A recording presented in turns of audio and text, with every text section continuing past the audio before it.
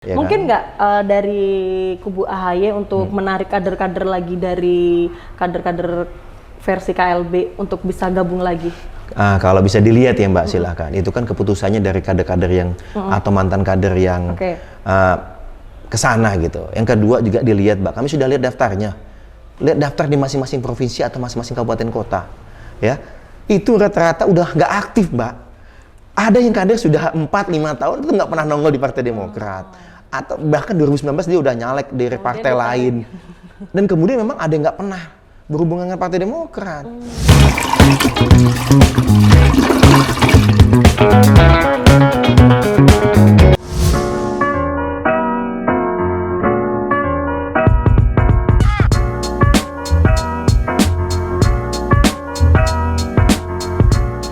Kisruh di tubuh Partai Demokrat kini semakin panas. Partai berlambang Mercy ini kini memiliki dua kubu. Solidaritas antar kader pun diuji.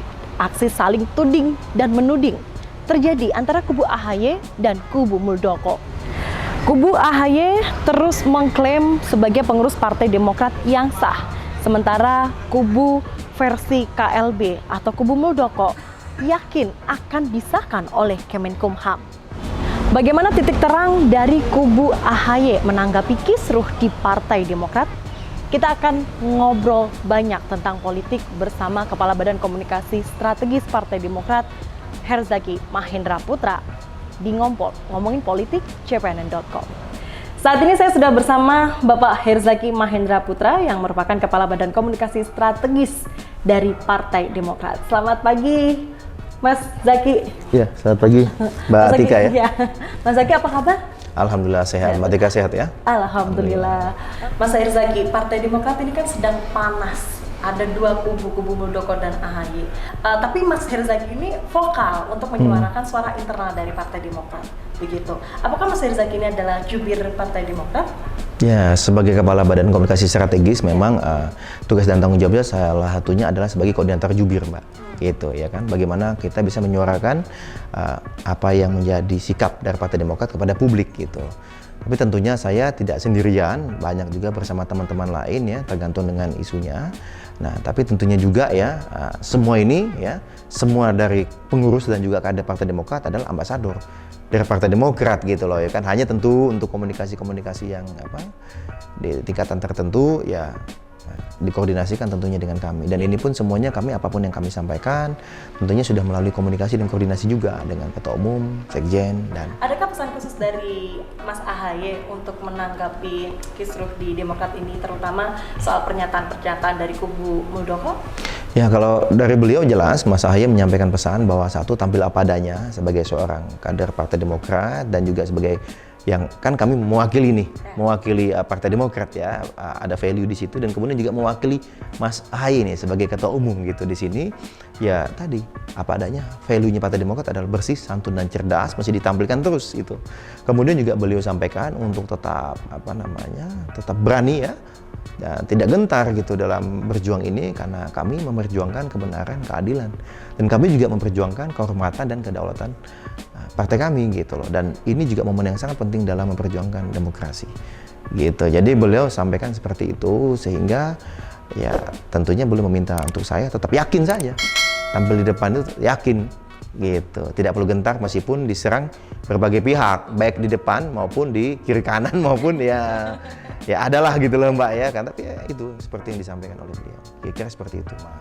Gitu. Salah satu yang ditekankan oleh AHY mungkin langkah-langkah yang lebih fokus apa kira-kira untuk menanggapi pergerakan dari kubu sebelah? Ya tentunya kalau kita menyampaikan ini, apa yang kami sampaikan ini bukan dari saya pribadi nih gitu, tetapi apa yang kami sampaikan ini adalah semua hasil diskusi bersama di internal. Tentunya sudah melalui proses diskusi juga dengan Ketua Umum, dengan Sekjen, dan juga beberapa tim lah gitu. Jadi bukan aspirasi pribadi, karena orang melihat saya bukan lagi sebagai seorang Herzaki Mahendra Putra, tetapi lebih kepada ini Demokrat gitu. Ini adalah Demokrat, ini adalah mewakili Mas AHY selaku ketum, dan ya untuk sebagian orang mewakili ya Demokrat secara keseluruhan gitu sih. Kalau pesan dari ayah Mas AHY, Pak SBY ada mungkin? Ya kalau Pak SBY pada saat bertemu juga dari beliau juga menyampaikan lagi-lagi itu tadi ya kan, jangan gentar gitu. Itu sangat tegas dari beliau ya, bahwa ya kita ini kan sesuai dengan Partai Demokrat nih, ada value-nya, ada nilainya gitu. Ya tunjukkan aja nilai kita seperti apa gitu. Seberapa besar peran SBY dalam mendorong anaknya ini untuk menghadapi kisruh di Demokrat? Kalau kami lihatnya begini Mbak, karena kami mengalami ya di dalam, di sini ya Mas AHY nih in leadership, leading seat gitu. Jadi beliaulah yang memimpin, mengelola semua istilahnya itu bagaimana kami menghadapi krisis ini atau menghadapi situasi ini gitu. Bapak SBY perannya sebagai Ketua Majelis Tinggi adalah tempat untuk meminta saran. Jadi setelah kami diskusi segala apa itu menentukan langkah-langkah, kami rasa perlu ya kemudian dari Mas AHY melaporkan gitu bersama pengurus seperti ini langkah yang akan kita ambil gitu. Jadi fungsi beliau karena Ketua Majelis Tinggi itu adalah untuk dilaporkan, ya kami laporkan, kami sampaikan. Nah dalam melaporkan itu, menyampaikan itu, ya memang ada masukan-masukan juga dari beliau gitu. Tetapi ya namanya beliau sebagai begawan ya kan, sebagai negarawan dan juga sebagai salah satu pendiri Partai Demokrat di sini gitu, itu adalah ya lebih kepada memberikan hal-hal yang secara besar Mbak, ya kan, big picture-nya gitu, ya kan, masukannya dalam konteks-konteks itu. Termasuk juga memotivasi kami tentunya gitu. Bagaimanapun kan beliau adalah bapak bagi kami nih kader-kader Partai Demokrat karena tanpa adanya beliau nggak akan ada nih Partai Demokrat gitu loh, nggak akan menjadi besar sampai dengan sekarang gitu. Nah itulah kemudian bagi kami sangat penting mendapatkan masukan, apalagi dengan posisi beliau sebagai Ketua Majelis Tinggi. Tetapi lagi-lagi dalam menangani krisis ini atau situasi ini ya Mas AHY lah sebagai leader kami gitu loh Mbak. Yang day to day beliau memimpin kami, memberikan arahan, masukan dan juga berdiskusi baik secara langsung maupun secara daring gitu. Kisruh ini kan semakin panas ya. Mungkin nggak ada upaya kayak seperti rekonsiliasi dengan dengan kubu Muldoko? Ya kalau dari kami Mbak gini Mbak, ini Mas AHY ini kan orangnya sangat tegas ya. Tegas dari awal bisa lihat nih bagaimana statement kami di 1 Februari itu bahwa bagi kami dan bagi beliau ini adalah perjuangan menegakkan kebenaran dan keadilan dan ini adalah bagaimana kita menjaga demokrasi tetap tegak di Indonesia gitu ya kan. Kemudian juga beliau menekankan ini adalah perjuangan untuk mempertahankan kedaulatan dan kehormatan Partai Demokrat. Kelihatan sekali auranya beliau seperti itu dan itu kami semua juga di lapangan juga jadi ikut dengan beliau gitu ya, sangat semangat juga dan sangat berani juga gitu dalam menghadapi situasi ini, sangat percaya diri tapi tentunya sangat hati-hati. Tetapi di sisi lain beliau juga seorang yang sebagai pemimpin ya juga sangat humanis Mbak, sangat memaafkan kan Mbak juga lihat ya beberapa kesempatan termasuk kemarin yang ada konferensi pers yang beliau memaafkan beberapa kader kami yang sempat ikut KLB, kemudian ternyata merasa dibohongin di KLB, dikiranya isinya adalah pemilik hak suara, ternyata bukan. Kayak mereka bilang kaget, loh kok seperti ini. Nah, kemudian mereka malah balik arah, kemudian datang ke sini meminta maaf dan ingin istilahnya itu pengen bagaimana nih menebus kesalahannya gitu. Dan apakah mungkin untuk dimaafkan gitu. Nah, kalau dari Mas AHY sendiri, kami lihat pada kan biasanya tegas, kenceng gitu ya, tapi ternyata beliau juga seorang yang sangat pemaaf gitu. Ya ini kemudian mewarnai sikap kami juga bahwa memang di satu sisi ketegasan perlu kita Mbak dalam menghadapi pihak lawan ya. Tetapi di sisi yang lain pada saat memang sudah ada yang ingin kembali, yang istilahnya tuh benar-benar insaf ya gitu ya. Balik ke rumah. Balik ke rumahnya, ayo ya kami sambut asal dengan serius gitu ya kan. Pintu maaf selalu dibuka. Ada berapa orang waktu itu yang menyatakan untuk kemarin cukup lumayan lah Mbak. Saya angkanya nggak bisa bicarakan, tetapi ada beberapa yang kami sudah publish. Puluhan, ratusan? Oh kalau puluhan Mbak, karena nggak banyak yang kesana Mbak. Oke. Yang kesana itu yang benar-benar kader kami, yang benar-benar terlibat di dalam kepengurusan ya, itu nggak banyak. Yang lain itu rata-rata itu hanya mohon maaf ya, mantan kader, mantan pengurus, ya kan, kemudian mantan anggota DPRD setempat atau apa, dan bahkan yang udah nggak pernah berurusan dengan Demokrat bertahun-tahun, mendadak hanya diajak katanya ada insentif kalau datang akan dapat insentif. Ini lagi COVID Mbak. Boleh disebutin berapa waktu ngakunya dapat insentifnya Mbak? Ya kan sudah disampaikan ya Mbak ya oleh beberapa pengaku, ini menurut pengakuan beberapa kader kami ya, ada yang mendapat dijanjikannya 100 juta. Nah, masih dijanjikan, belum diberikan? Ya ada yang sudah dapat full, ada yang tidak dapat full lah. Ini kan kami tidak tahu, ini kan namanya dinamika lapangan kan. Mungkin lebih tepat ditanya lah kepada yang menjanjikan gitu. Tapi kan ada beberapa yang kader yang sudah kembali ke sini, kemudian diterima lagi oleh AHY seperti itu. Apakah tidak ada kekhawatiran kalau misalkan dia, oh ternyata dia balik hanya untuk memata-matai istilahnya seperti itu? Kalau kami kan di sini kan kita punya niat baik, prasangka baik gitu. Tentunya kami juga pelajari dulu mereka seperti apa. Diajak diskusi dulu, diajak ngobrol, didalami dulu lah suasana kejiwaan ya kan kayak gitu. Apakah memang benar beliau ini emang serius atau hanya sekedar katakanlah ya tadi berpura-pura saja gitu ya kan. Ya sampai dengan saat ini pendalaman kami, teman-teman kami ya mereka sangat serius gitu. Apa yang membuat Demokrat yakin kader yang mungkin sempat hengkang kemudian kembali lagi untuk bisa menerima lagi, apa yang membuat yakin? Ya kalau kami kelihatan ya Mbak ya, orang yang tulus ya, serius dengan orang berpura-pura itu kan kelihatan. Makanya pada saat kami ngelihat teman-teman yang di gerombolan di sebelah sana bicara di konversi pers kayaknya seperti apa, kita tahu ini bukan orang-orang yang tulus mau berjuang buat Partai Demokrat. Ini hanya mengambil kesempatan aja. Partai kami ini kan lagi naik daun ini, lagi tinggi-tingginya Mbak, sejak Oktober sampai dengan Februari survei semua bagus semua loh. Pilkada kita menang banyak gitu. Nah kemudian di saat posisi kayak gini lah kemudian nih ada mantan-mantan kader kami dan juga yang kader yang nggak pernah kelihatan, bertahun-tahun nggak pernah kelihatan. Bahkan mohon maaf nih, yang suka muncul di TV beberapa diantaranya 2019 itu udah pakai baju partai lain loh, udah nyalek juga loh, itu jejak rekamnya bisa dilihat itu gitu. Tapi kan kemudian mendadak kok jadi mendadak Demokrat semua ini, ada apa ini kan gitu kan? Ya ini lagi-lagi lah kami melihatnya ada. Oke, saat menerima kader yang bisa disebutkan keluar ya ikut KLB seperti itu, apakah itu diterima langsung oleh AHY atau diwakilkan? Prosesnya boleh diceritakan gimana? Ya sebentar kan tentu kan kami kan tidak begitu langsung ketemu. Ada proses lah. Ini kan namanya organisasi Mbak. Ya kan ada badan-badan. Termasuk kan kayak saya nih misalnya kan. Masa setiap orang ingin bicara mengenai Partai Demokrat bertanya informasi langsung ke Mas Ketum. Kan nggak mungkin gitu kan. Ada tahapan-tahapan ya. Yang penanggung jawabnya misalnya untuk komunikasi publik adalah saya gitu kan. Nah kemudian termasuk juga untuk anggota kan ada badan yang bertanggung jawab nih. Bagaimana membina ya keanggotaan, kaderisasi dan organisasi kan ada. Nah diterima dulu di situ, disaring dulu di situ ya, kemudian didalami.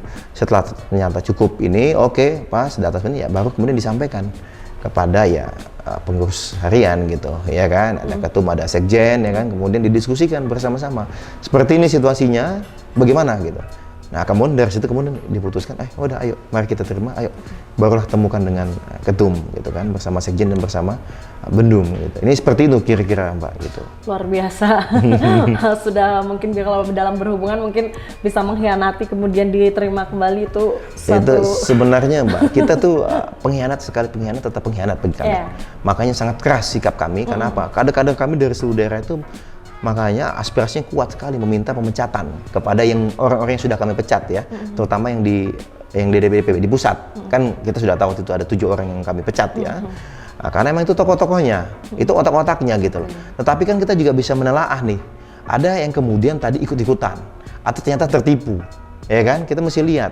Nah ternyata yang kami terima ini adalah orang yang ditipu gitu, ya kan? Terbujuk rayu dalam konteks karena mereka mikir ini adalah arus bawah. Mereka mikir, oh ini benar ini. Ternyata menurut mereka, yang disampaikan ke mereka bahwa ini adalah arus bawah, ini pemilik suara maunya ada perubahan. Oh gitu katanya. Ya mungkin, ayo deh saya pengen tahu lah, saya pengen ikut gitu. Ternyata begitu mereka datang kan mereka lihat, loh kan maklum Mbak, kalau pengurus-pengurus itu kan saling kenal satu sama lain. Kebetulan yang datang ke kami kan pengurus bukan ketua DPC. Tetapi setiap kali ada kongres atau rapimnas gitu, atau ada kegiatan di nasional ya, sebelum COVID nih, kalau COVID kan banyak kan online ya kan. Itu datang itu bukan hanya ketuanya, tapi biasanya ketua itu bawa sekretaris, bahkan wakilnya, bahkan kepala badan atau bendara tuh ada yang ikut biasanya. Jadi rombongannya bisa rame itu, padahal yang diundang hanya satu. Kenapa? Bagi mereka ini adalah kesempatan buat bisa ketemu dengan tokoh-tokoh utama partai gitu kan. Nah, dan sehingga mereka saling kenal, tahu tuh ketua DPC ini, oh di sana wakil ini segala. Jadi saling mengenal biasanya. Karena dari rata-rata dari mereka ini mungkin udah berapa kali ikut ya kan, ada kongres, ada rapimnas gitu kan. Nah, untuk bisa lebih dekat dengan pimpinan-pimpinan lain. Iya, pengen lihat karena namanya kan kita organisasi Mbak. Kekeluargaan kan. Datang tuh bukan hanya dengan pimpinan yang di pusat, tetapi juga ketemu DPC lain, DPD lain dari daerah lain. Ya kan suka jalin komunikasi. Mereka punya grup juga, ada grup yang formal, ada grup informal. Nah sehingga kemudian pada saat datang yang diantaranya yang datang ke kami ini ya 2-3 orang ini ada masalah pengurus trust di DPC ya, tapi bukan ketua DPC karena ketua DPC yang tidak ikut. Itu lihat loh. Kok ini kita mukanya nggak ada yang kenal gitu. Padahal biasanya kalau datang pertemuan tiap tahun ya, kongresnya 5 tahun, tapi biasanya tiap tahun suka ada pertemuan juga kita pimpinan nasional kan. Kok seperti ini, kok nggak ada yang kenal siapa ini muka-mukanya gitu loh ya kan. Mereka kaget pas dia datang, loh kok nggak ada absensinya. Padahal biasanya Mbak, mohon maaf Mbak, kok kongres itu ketat loh. Datang tuh didata dengan tegas dan jelas, ada di tab segala, keluar datanya muncul ini, perwakilan dari mana, jabatannya apa. Terus mereka lihat loh, aneh sekali ya seperti itu. Kemudian yang kedua, mereka lihat pimpinan sidangnya loh. Ini di depan kok tidak ada bicara mengenai, mohon maaf, kalau mau ada kongres atau apalagi KLB, selalu disampaikan ini kita melaksanakan ini ya atas dasar ini, pasal ini sekian sini, oke. Yang mengusulkan adalah DPD atau DPC ini. Data ditulis, dibicarakan. Oke, dengan demikian ini adalah buktinya, tanda tangannya segala apa. Oke, dengan demikian maka sah ya bahwa rencana ini benar-benar memang ada sesuai dengan undang-undang maupun ADART. Selalu begitu Mbak kalau di kongres di awal gitu. Disebutkan daftar hadirnya ini segala apa. Tapi ini nggak ada katanya. Nggak clear langsung, yuk kita ngadakan langsung dibuka segala apa, nggak lama mencapai 40 menit sudah memilih ketua umum baru. Kan agak lucu gitu prosesnya mereka. Nah inilah yang kemudian bagi mereka kejanggalan-kejanggalannya. Tadi pemilik suara yang datang tuh hampir tidak ada, mereka boleh lihat. Nggak ada yang dikenali, yang di depan itu bukan pengurus terasnya DPP atau yang mendapatkan SK, karena sesuai ADART kan harus DPP Mbak gitu yang melaksanakan gitu kan. Kemudian juga melihat proses-prosesnya dalam kongres itu 40 menit itu kok banyak kejanggalan. Oke ini ya saya setuju ya ketok. Menentukan ketua. Apalagi kemudian menentukan ketua umum mendadak. Ya ini kita ada calon nih, ada 2 nih. Loh, emang calonnya itu dari mana gitu? Ada berkas pendaftarannya enggak? Karena mohon maaf Mbak, kalau menjadi calon ketua umum di Partai Demokrat itu ada tatip juga. Ada proses pendaftaran juga seperti yang dilakukan kami di Kongres kelima 2020 kemarin. Ya dibuka pendaftarannya. Beberapa hari dibuka, kemudian pada hari H diumumkan nih pendaftaran hari apa, jam berapa, syaratnya apa saja sudah ada itu. Dan Mas Ahaye kan kemudian mendaftar, Mbak. Datang mendaftar ditemani dengan para ketua-ketua DPD waktu itu kan. Ada berkas-berkas yang masih dikumpulkan. Dikumpulkan itu kan bisa dilihat lah di berbagai. Nah ini kan zaman digital ya, jejak digital itu jelas gitu loh ya. Mendaftar, menyerahkan formnya segala apa, dan ya kemudian kenapa beliau menjadi calon tunggal? Karena kan ada aturannya, menjadi calon itu minimal berapa puluh persen suara. Sedangkan Mas Ahaye itu pada saat mendaftar itu hampir 95% suara. Jadi memang ya mohon maaf kalau bukan tidak dibuka ruang ya, tetapi ya para pemilik suara maunya Mas Ahaye yang mendaftarkan gitu, maunya Mas Ahaye ini sebagai calon ketua umum. Jadi sehingga hanya punya satu calon ya. Karena kan ada aturannya gitu. Kemudian pada saat di dalam kongres, kemudian karena calonnya satu, setuju atau tidak nih pemilik suara, ada aklamasinya, kan ada prosesnya. Tapi ada tata cara sidangnya semua, Mbak. Tetapi yang di KLB kemarin itu yang ilegal. Nggak ada seperti itu mekanismenya, ini bingung gitu. Jadi ya oke, kita pilih ya berdiri. Si A berdiri, si B berdiri. Ini kan kayak mohon maaf ya Mbak ya. Kalau kita ingat waktu kita SD dulu ada api unggun kemah ya malam-malam. Ya misalnya Mbak, saya dan Mbak lomba nyanyi, saya nyanyi duluan, habis itu Mbak nyanyi. Nanti teman-teman yang lain kan, ya siapa yang memilih Mbak Tika? Tepuk tangan gitu kan. Yang memilih Mas Zaki siapa? Tepuk tangan. Oke, yang menang kayaknya Mbak Tika. Api unggun anak SD loh Mbak. Nggak ada yang tertulis atau data yang bisa dipercaya gitu. Itu dia tuh. Mas Zaki, ini kan kubu Muldoko saat ini sedang gencarnya untuk berusaha agar disahkan oleh Kemenkumham bahwa dia adalah pengurus Partai Demokrat yang sah, seperti itu.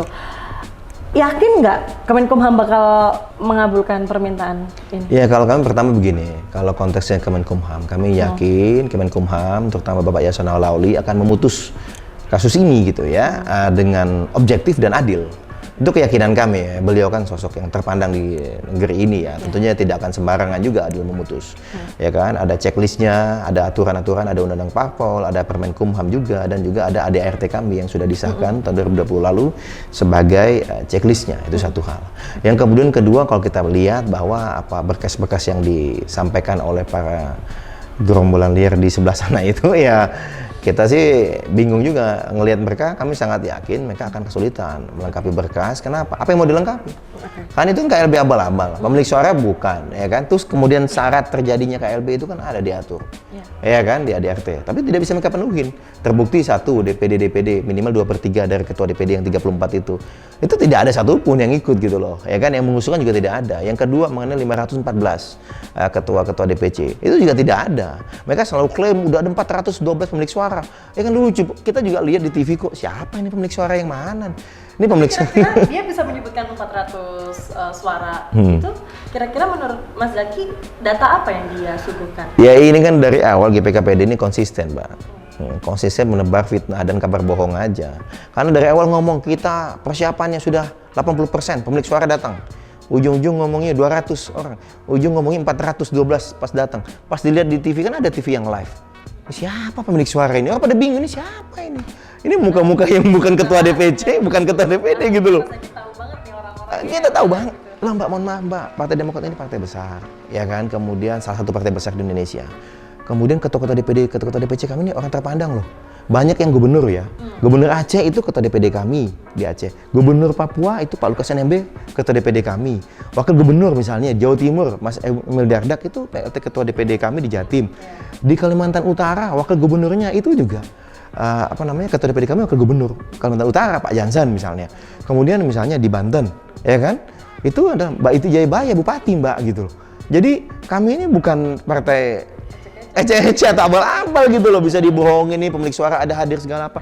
Kan bisa kelihatan. Itu contoh aja. Dan ketua-ketua DPC banyak loh yang bupati, wali kota atau wakil bupati atau wakil wali kota atau ketua unsur pimpinan di dewan gitu loh, di DPRD itu orang terpandang, mukanya kelihatan kok. Tahu kok siapa-siapa pemilik suara gitu. Banyak yang seperti itu. Tapi sehingga pada saat kita lihat mengakunya ada 412 pemilik suara, kita lihat mukanya nggak jelas, nggak tahu siapa ini gitu loh. Ini sehingga kami tahu itu klaim. Kemudian yang kedua, teman-teman kami di daerah, para ketua DPD DPC ini pun tahu Mbak. Kami sudah punya data. Dari setiap daerah itu, siapa yang berangkat mewakili yang mereka anggap sebagai pemilik suara. Pas kita lihat daftarnya, waduh, ini mantan caleg, mohon maaf ya Mbak ya. Oh ini pernah dulu jadi dewan, tapi sudah lama tidak aktif di partai, malah yang sudah pindah provinsi, dulu di provinsi mana, dia di provinsi mana sekarang tinggalnya. Tapi mendadak kemudian menjadi perwakilan provinsi ini.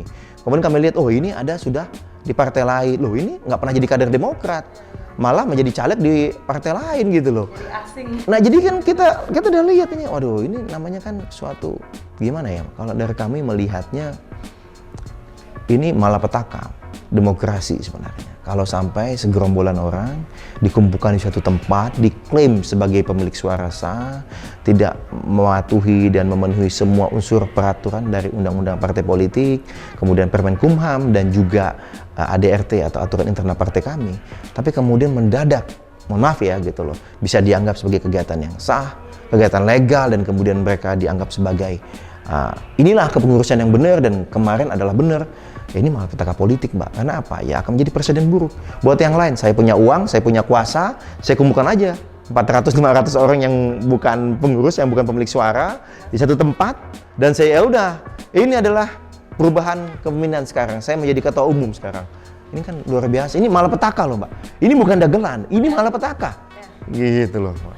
Mas Zaki, tadi kan menyebutkan data yang mungkin fiktif, bisa disebut seperti itu adalah sebuah malapetaka bagi demokrasi tanah air. Tadi kan disebutkan seperti itu.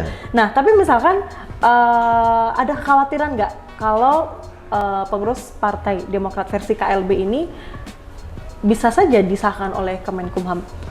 Ada rasa khawatir? Kalau dari kami sih tidak ya Mbak. Okay. Khawatir sih tidak, ya kan. Kalau dari kami punya keyakinan ya bagaimanapun Pak Yasona Lauli dan Kemenkumham itu sangat objektif lah. Tapi kan muldoko orang pemerintahan. Ya tetap saja. Kalau bagi kami itu kan makanya kemudian menjadi faktor bagi mantan kader dan beberapa kader partai lain yang ikut di KLB itu gitu loh kan. Kemudian kenapa ini terus bergulir? Yang menjadi pertanyaan besar adalah seorang KSP yang ikut terlibat di dalam GPKPD ini kan kayak gitu. Itulah menjadi pertanyaan besar, seakan-akan menafikan norma, etika, dan kepatutan gitu loh. Kenapa dalam gawean, katakanlah, ini kan internal Partai Demokrat seharusnya. Tapi kenapa kok kemudian datang faktor eksternal ini, orang dekat presiden, ya kan, ingin menjadi ketua umum partai kami, tetapi tidak melalui proses yang benar. Dan sangat disayangkan, sudah tahu prosesnya nggak benar, ya kan, tapi beliau tetap kemudian mengiyakan gitu tawaran itu. Padahal seharusnya sebagai sosok, mohon maaf nih kan, beliau ini kan seharusnya punya segala perangkat, punya tim gitu kan, bisa ngecek dulu dong, datanya bener nggak?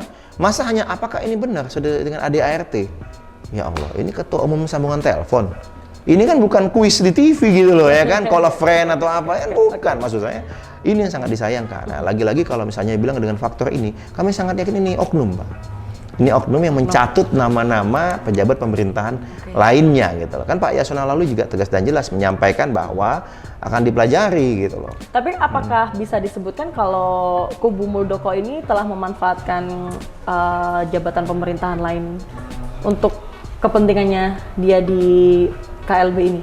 Itu menurut kami teman-teman wartawan lebih paham lah, teman media, kemudian publik juga bisa menilai sendiri lah. Kalau kami kan tetap pada posisi melihat ini masih oknum. Ini Pak Muldoko sendiri ini, ya kan, sebagai KSP bersama dengan para mantan kader kami melakukan ini gitu. Kami masih punya keyakinan Bapak Yasona Lawli yang dicatut namanya, kemudian Bapak Mahfud Menko Polhukam itu tetap di garis lurus lah gitu. Kemudian juga sempat dicatutkan nama Pak Kapolri. Ini kami yakin mereka ini adalah pejabat-pejabat yang publik yang punya integritas tinggi. Jadi santai ya, nggak khawatir ya kalau KLB di Serdang itu bakalan. Insya Allah Mbak, kami optimis lah. Nggak bisa dibilang nggak khawatir atau saya santai-santai sih enggak. Karena apa? Bagaimanapun kita tetap mengantisipasi semua kemungkinan. Namanya kan berpartai dan berpolitik ya Mbak. Tapi kalau kemungkinan terburuk itu bakal disahkan, antisipasinya boleh di-share? Waduh, kalau itu nanti dong. Tapi kalau kami pada posisi di sini adalah punya keyakinan kepada Bapak Yasona Lawli dan Kemenkumham akan mengambil ya langkah-langkah yang objektif dan adil gitu loh. Ya mungkin kan? nggak dari kubu AHY untuk menarik kader-kader lagi dari kader-kader versi KLB untuk bisa gabung lagi? Kalau bisa dilihat ya Mbak, silakan. Itu kan keputusannya dari kader-kader yang atau mantan kader yang kesana gitu. Yang kedua juga dilihat Mbak, kami sudah lihat daftarnya. Lihat daftar di masing-masing provinsi atau masing-masing kabupaten kota. Ya, itu rata-rata udah nggak aktif Mbak.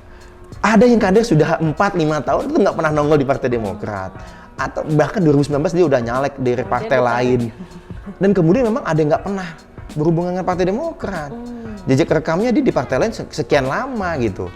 Dan kemudian mendadak Demokrat ini. Jadi kalau kami agak bingung juga kok bilang kami mau menarik loh. Mereka ini memang sudah lama tidak aktif gitu. Kemudian juga banyak dari kader dari partai lain yang mendadak kok tahu-tahu ke sini. Jadi kalau dari kami, tetap pintu kami terbuka nih. Kalau ada yang tertipu, terpedaya seperti beberapa kader kami yang sudah kembali ke kami ini, ya kami terbuka Mbak. Tetap kita pelajari gitu di situ.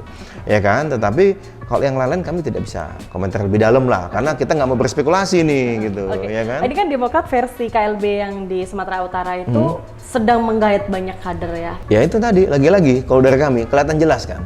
Bahwa ini ya udah bener. DPP Partai Demokrat, DPD dan DPC itu yang benar adalah di bawah kepemimpinan Mas AHY.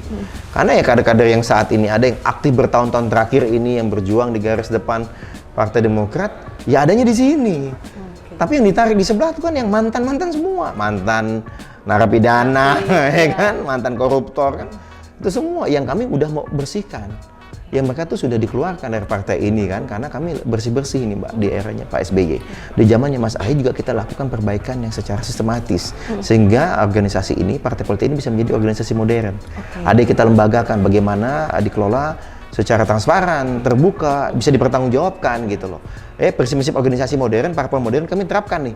Dalam setahun terakhir ini ya mungkin, mohon maaf gitu, dalam proses ini namanya perubahan, ada pihak-pihak yang tidak suka gitu loh. Kalau dulu mohon maaf ya, ada yang suka melakukan transaksi di ruang-ruang gelap gitu loh ya kan. Kalau di sini kita benar-benar kecilkan ruangnya. Karena semua keputusan itu kita lakukan bersama dan terbuka. Jadi tidak ada, mohon maaf ya, di Partai Demokrat tidak ada ini. Misalnya calon kepala daerah atau apa pilihan ketum, enggak. Ini keputusan bersama dari bawah bergulir DPC, kemudian ke DPD, DPD ke DPP, didiskusikan bersama di sini. Kemudian disampaikan lagi ke bawah. Ada masukan-masukan lagi kita bahas lagi bersama. Kalau dulu ya nggak tahu ya, mungkin situasi seperti ini, mekanisme seperti ini yang sangat terbuka dan demokratis membuat mantan kader kami nggak nyaman. Ya kan? Mungkin sebelumnya, mohon maaf, di antara yang kami pecat itu sebelumnya mungkin, ya kan? Mungkin loh ya, saya kan nggak mau nuduh, nanti dikira nuduh. Tapi kan ini gitu. Mungkin ada hikmah yang mungkin bisa dijelaskan dari kisruhnya ini, terus versi ada Demokrat versi AHY, versi Muldoko. Bagaimana Mas Zaky melihat apakah mungkin nanti akan ada bertambah suara untuk Partai Demokrat karena sudah mendapatkan simpati, bisa dibilang seperti itu, dari masyarakat oh ternyata kubu AHY tuh seperti ini ya, gitu. Ada nggak pemikiran-pemikiran seperti itu? Demokrat bakalan lebih banyak simpati karena sudah memberikan kesan yang baik gitu. Oke. Jadi begini Mbak, pertama yang ada hanya Demokrat di bawah pemimpinan Mas AHY, ya kan. Kalau yang di sana hanya gerombolan liar aja gitu, yang kebetulan ngaku-ngaku Partai Demokrat gitu. Karena bolak-balik saya ketemu dengan mereka, saya tanya kan, misalnya jubirnya, mana kartu tanda anggota Anda? Nggak pernah bisa nunjukin gitu, ya kan, itu satu, ya kan. Kemudian yang kedua ya kami lihat ya di sini bagaimanapun ini adalah momen yang sangat tepat sebenarnya. Kami bersyukur juga dengan adanya situasi seperti ini, ya kan. Publik bisa melihat gitu, ya kan? Publik bisa melihat seperti apa nih Partai Demokrat di bawah kepemimpinan Mas AHY. Bagaimana kader-kader Mas AHY seperti apa? Bagaimana jiwa kepemimpinan beliau? Tadi yang saya sampaikan, seorang tegas, satria, terbuka, ternyata tegar ya. Ini sosok leader nih, anak muda tetapi sangat tegas gitu, bisa memimpin, mengorkestrasi ini semua dengan baik, menghadapi tantangan, mohon maaf ya, tantangan dari oknum eksternal yang level tinggi lah kita bicara di pemerintahan maupun di pengalaman sebelumnya gitu. Dan sampai dengan saat ini publik juga bisa melihat betapa kepemimpinan beliau yang tegas itu, yang sangat satria itu, yang kuat. Ternyata juga ada sisi lain yang saya sampaikan, Pak. Pemaaf tadi gitu loh.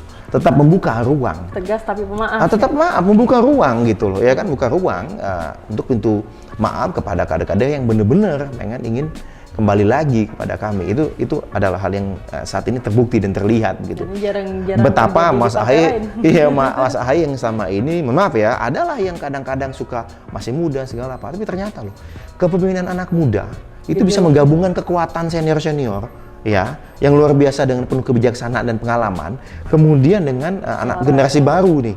Ya kan, dari di Partai Demokrat ini bersatu dengan sangat-sangat baik sebenarnya. Ya kan?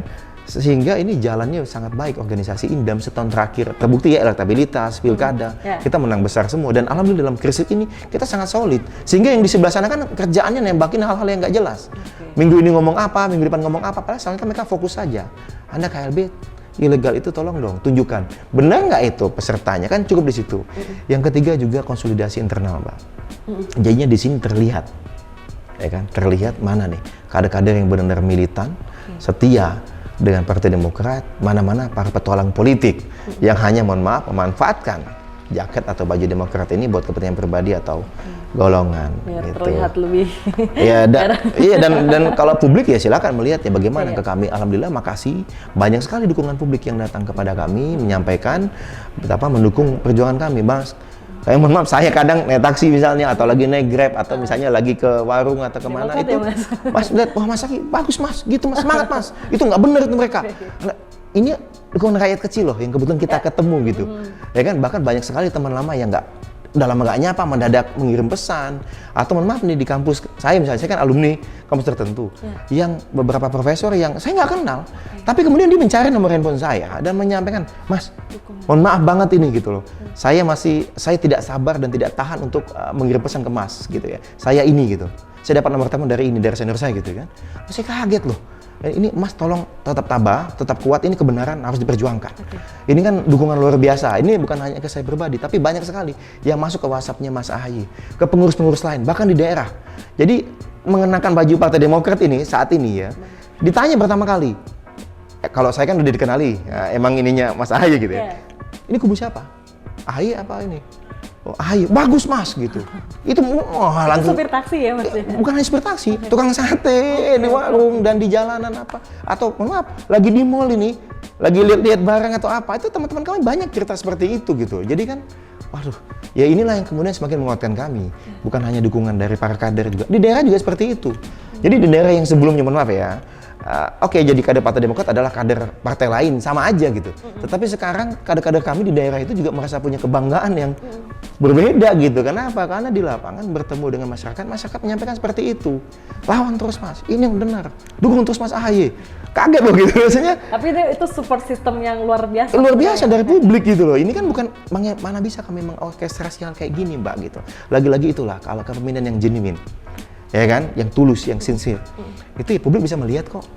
Gitu, itu aja yang ngelihat, dan mereka nggak suka kok melihat orang yang mohon maaf ya, yang abuse of power, menyalahgunakan kekuasaan gitu loh ya kan, kemudian menindas kelompok lain, apalagi kan Demokrat kan juga ya istilahnya kan mendapat simpati publik cukup baik sebenarnya sebelum ini gitu, yang kerja-kerja nyatanya dalam setahun terakhir, zaman PSB dulu, kemudian pas Mas AHY setahun terakhir Mbak, kami kan sangat aktif Mbak di lapangan, karena Mas AHY itu menyampaikan sejak awal kita harus bantu masyarakat, jangan mesti buat besar, tapi yang kecil pun lakukan saja.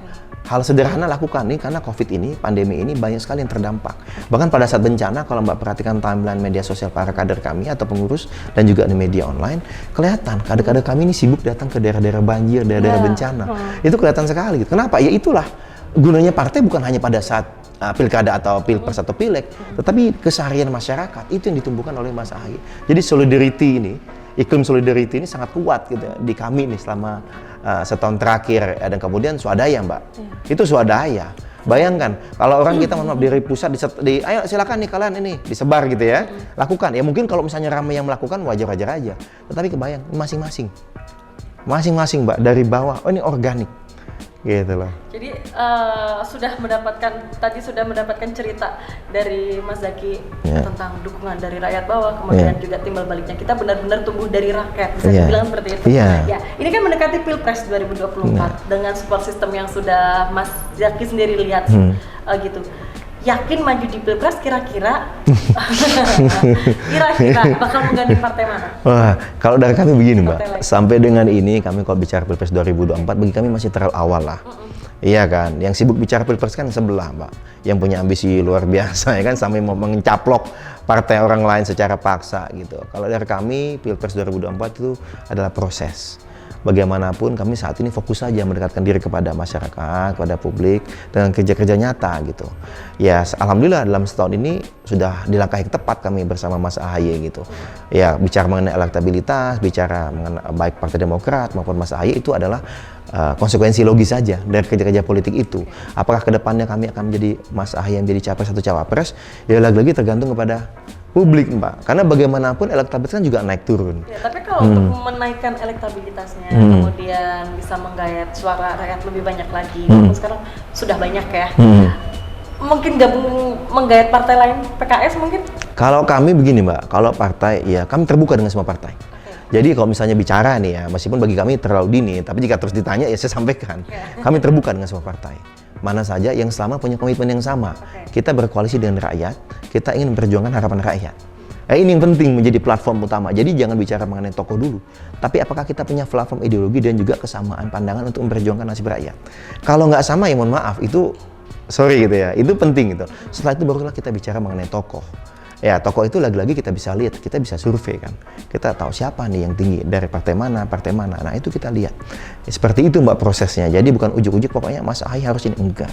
Tapi kan AHY sudah masuk lembaga survei itu elektabilitasnya cukup baik untuk di Pilpres 2024. Kemudian Anies Baswedan juga, mungkin nggak Anies Baswedan dan Mas AHY ini kira-kira menjadi pasangan di Capres 2024? Ya kalau dari kami mungkin saja, dengan siapapun Mas AHY, jika memang rakyat menghendaki. Sederhana kalau kami itu Mbak ya, elektabilitasnya tinggi sekarang alhamdulillah memang Mas AHY itu menjadi salah satu ya, bukan salah satu sorry, satu-satunya tokoh calon presiden di berbagai lembaga survei yang bukan pejabat publik loh. Yang lain menteri, gubernur ya, tapi selalu kami konsisten. Bayangkan ini Mas AHY selalu konsisten di 3 besar, 5 besar gitu. Padahal kan kalau pejabat publik wajar lah kan setiap hari nongol dengan segala infrastrukturnya kan kayak gitu. Tetapi Mas AHY konsisten gitu. Kemudian termasuk diantaranya ketua umum partai. Kan nggak semua juga yang punya elektabilitas yang cukup tinggi gitu. Nah ini lagi-lagi bagi kami kepercayaan masyarakat saat ini, ya ini justru menjadi tanggung jawab. Bagaimana kami terus menjaga kepercayaan ini, ya kan? Bagaimana kami tetap misalnya tidak lalai nih, ya kan? Bagaimana kami tetap bersama rakyat. Bukan tergoda berbicara mengenai, mohon maaf ya, ambisi politik gitu ya kan, kelompok atau golongan. Kalau kami terbuka Mbak, partai manapun, dengan tokoh manapun, selama memang chemistry-nya dapat tadi, platformnya sama, platform ideologinya, visi misi memperjuangkan rakyatnya sama, ayo habis itu baru kita bicara mengenai tokoh mana yang lebih tepat. Jadi mau bicara tadi, mau Mas Anies misalnya, atau katakanlah Mbak Puan mungkin misalnya, atau Mas Ganjar misalnya, atau Mas Ridwan Kamil, kan ini banyak nih yang nama-nama ini disebut ya. Ya terbuka saja, gitu kalau kami. Mau partai manapun ya tentunya yang sama-sama bisa mencalonkan Mbak. kan hanya 9 kan sampai dengan saat ini kan gitu loh. Demokrat adalah partai yang terbuka Iya. buat siapapun yang ingin bergabung, Iya. juga partai lain ataupun nanti Tokoh lain. untuk siap berperan di Pilpres 2024. Iya, selama platformnya sama, platform ideologi Sama kotak-kotak perjuangan. ya, Mas. Bener. Visi-misinya sama. Sama, yang penting ideologinya sama. Kita platform kita perjuangan kita untuk rakyat. Itu dulu deh gitu. Kalau sama platformnya, visi misinya sama, ya udah, ayo kita jalan bareng. Gitu. Baik, terima kasih banyak Mas Zaki Ya. sudah menjadi tamu kita di Siap, makasih. politikjpnn.com kali ini. Semoga kisruh di tubuh Partai Demokrat segera menemui titik terang. Amin. Makasih Mbak Tika ya. Makasih. Baik, itulah tadi perbincangan kita viewers jpnn.com dengan Ketua Badan Komunikasi Strategis Partai Demokrat Bapak Herzaki Hendra Biantoro. Sampai jumpa.